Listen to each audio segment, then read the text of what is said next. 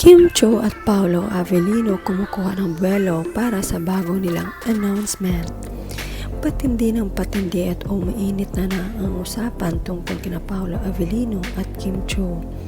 Gayunpaman, mas gusto at masaya ang solid fans ng dalawa kapag totoo ang balita. Lalong tumitindi ang hinala ng Kim Paulandia sa isyu na dumanoy ng pagbubuntis ni Kim Cho na magbiro si Darren Espanto sa isang portion ng noontime show tungkol sa gender reveal.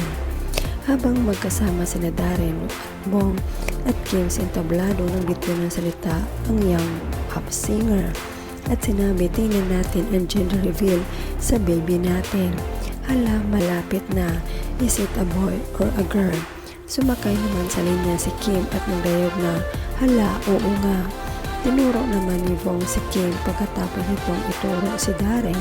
Ang dialog ni Darren ay para kay Bong na kasal ko yung buntis ang misis nito. Pero tinutukan na mas solid ang itsura ni Kim na partikular na ang tiyan nito. Makikita sa suot nitong miniskirt na tila may umbok ang tiyan ni Kim.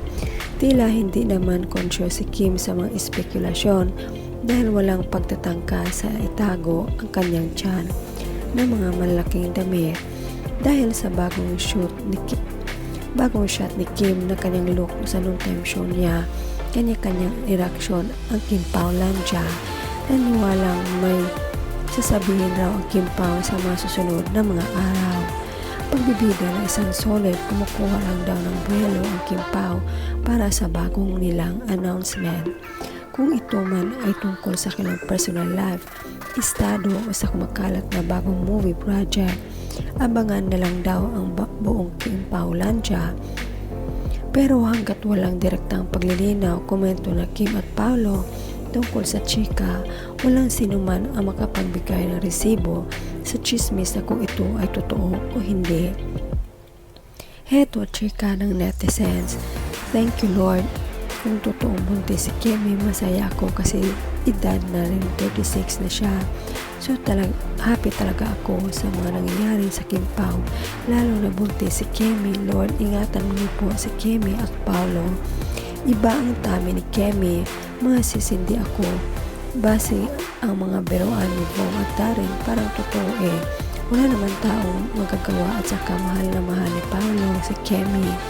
Nakamit na niya ang pangarap na makatrabaho niya si Kimi ng katuluyan din sa wakas. Team girl para sa akin kasi blooming siya.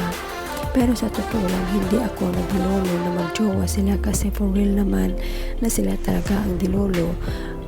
Kung ay buntis na si Kimi ang gusto ko kambal agad. Sorry, yan ang dilulo ko na for sure it will happen din kasi matured na era na sila, hindi sa teen.